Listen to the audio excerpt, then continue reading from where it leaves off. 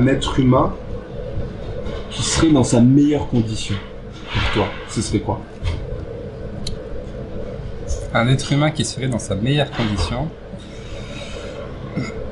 c'est un être humain qui s'accepte comme il est, un petit peu, sans en relativisant un petit peu les dires des uns et des autres, sans être influencé positivement ou négativement par ce qu'il y a à côté, mais une personne qui vit sa vie de manière très naturelle, très saine, en phase avec ce qu'elle est, avec ses identités, avec ce qu'elle aime, etc., etc.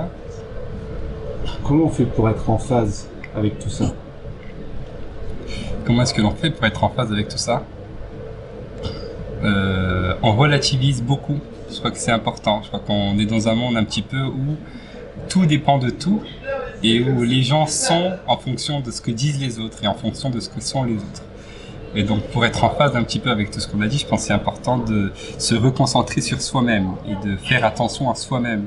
Et de pas forcément faire attention à ce qu'il y a autour de nous, à faire attention aux gens. Comment faire attention à soi-même quand tout ce qui est autour fait du bruit? Ça demande de baisser la tête, de fermer les yeux, de s'écouter. Un peu comme quand on fait, sur le plan un petit peu des exercices spirituels, il y a ce qu'on appelle l'évocation. Pour ceux qui connaissent un peu, l'évocation c'est les dhikr, très simplement. Le dhikr, et il y a des règles de convenance à respecter dans cet exercice spirituel, notamment le fait de s'asseoir en tailleur, au sol, de fermer les yeux dans le silence, de baisser la tête et vraiment de se concentrer sur son intérieur, très simplement. Donc effectivement, il y a du bruit. En fait, c'est un peu comme si je m'isolais au milieu des gens. C'est-à-dire que je peux être en plein milieu d'une foule, mais au fait, c'est comme si j'étais dans une bulle.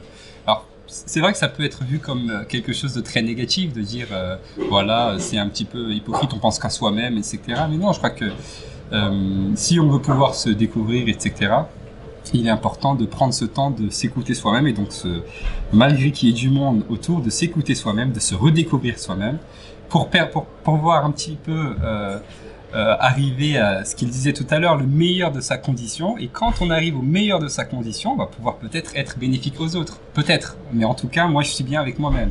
Les autres vont pouvoir en profiter si la providence le veut, peut-être. Qu'est-ce que tu as découvert sur toi-même dans ton silence? Moi, personnellement, qu'est-ce que j'ai découvert sur moi-même dans mon silence? Beaucoup de mes défauts et une prise de conscience du cheminement que j'ai à faire pour pouvoir parvenir à... Alors, je sais pas comment on décrit ce meilleur de la condition humaine, mais pour pouvoir peut-être parvenir à ce meilleur de la condition humaine.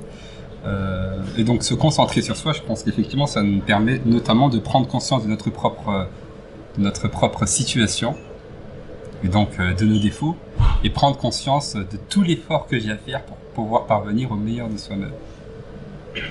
Qu'est-ce qui te donne, toi, la force, l'énergie de toujours être dans l'effort?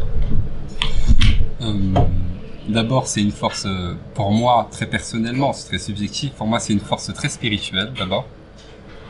C'est une force très spirituelle et puis c'est vivre ce que j'aime faire. Être engagé, tout simplement.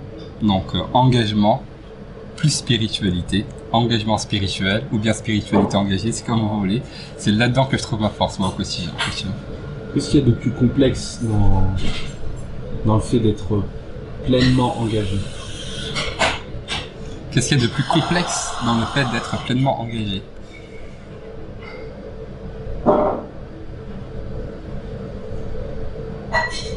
Quand on est engagé, je pense que dans engagement, il y a effectivement la question du bénévolat, etc., etc. Ce qu'il y a de complexe, je pense qu'il y a beaucoup de choses et il y a notamment le regard extérieur. Lorsqu'on est engagé et qu'on est engagé en étant exposé aux autres, cette exposition aux autres peut très facilement toucher un petit peu la raison d'être de notre engagement. Pourquoi est-ce que l'on s'engage? Donc effectivement, au départ, on peut avoir un engagement qui est très sincère, pour le cas là, très spirituel, etc. Le fait d'être exposé aux autres peut influer là-dessus, et puis on peut être amené à être un peu plus engagé ou un peu moins engagé, ou sur un domaine ou un autre, parce que il y a les autres. Okay. Donc c'est comme si ça devenait un petit peu hypocrite, hein, on se remet plutôt en question. On s'engage au départ pour quelque chose de très noble, et puis au fur et à mesure, le fait d'être exposé aux autres fait que on perd un petit peu de sincérité, un peu d'exclusivité de l'engagement, etc. Et ça, je pense que c'est très compliqué, parce qu'il faut réussir à vivre son engagement tout en étant exposé, mais en gardant un petit peu l'authenticité, l'exclusivité et la sincérité de l'engagement. On choisit de s'engager ou c'est l'engagement qui nous choisit?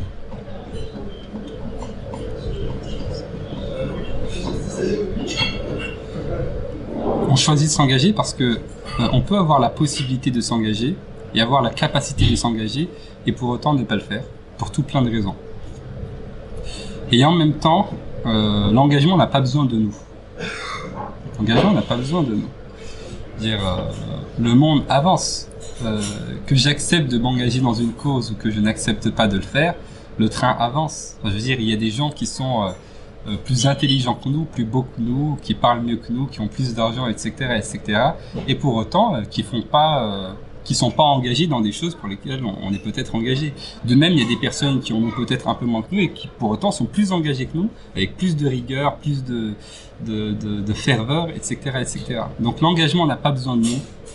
Et par contre, je pense que pour parvenir au meilleur de nous-mêmes, on a besoin de cet engagement qui nous permet de nous découvrir nous-mêmes, de découvrir le monde, etc. Merci à toi. Avec grand plaisir.